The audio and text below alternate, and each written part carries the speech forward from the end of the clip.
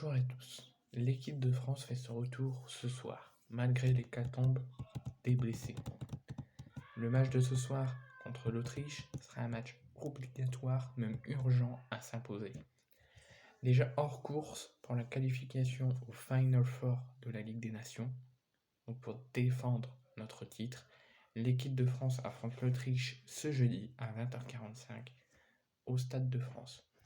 Victoire plus qu'obligatoire pour les hommes de Didier Deschamps, qui sont menacés de descendre en Ligue B. Parce qu'il y a la Ligue A, dont l'équipe de France est en Ligue des Nations, ils défendent leur titre, et il y a la Ligue B. Et en cas de défaite, ça sera quasi la descente actée en Ligue B. Donc les trois enjeux, éliminés du sprint final pour conserver leur titre après une entame ratée en juin avec 2 nuls et 2 défaites. Les Bleus vont quand même devoir crevacher. Ils n'ont pas le droit à l'erreur lors des 2 dernières rencontres, contre l'Autriche au Stade de France et contre le Danemark. La menace, une descente en Ligue B qui coïnciderait avec des adversaires de moindre calibre pour la prochaine édition de la Ligue des Nations. Mais également le risque de ne pas figurer dans le premier chapeau lors du tirage au sort des prochaines éliminatoires de l'Euro 2024.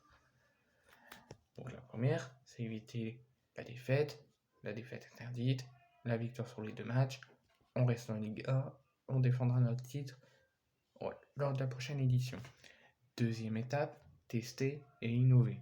Depuis ses débuts, la Ligue des Nations a permis à Didier Deschamps de lancer dans le grand bain plusieurs joueurs. Cette partie contre l'Autriche ne devrait pas faire d'exception, compte tenu des nombreuses absences.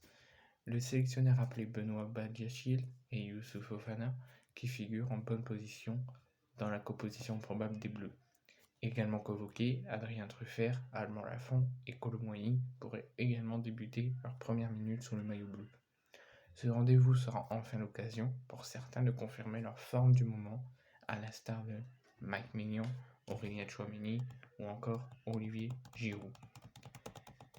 Troisième étape dans ce match, et dans le match contre le Danemark, outre les résultats décevants des derniers matchs en juin, il y a l'extra sportif à faire oublier aux joueurs. Sont venus alimenter ces derniers jours les discussions, et cela jusqu'en conférence de presse. L'affaire Pogba, les polémiques au cœur de la Fédération française de football, un conflit autour du droit à l'image, notamment avec Kylian Mbappé, la préparation de l'affiche contre l'Autriche a été tout sauf un long fleuve tranquille.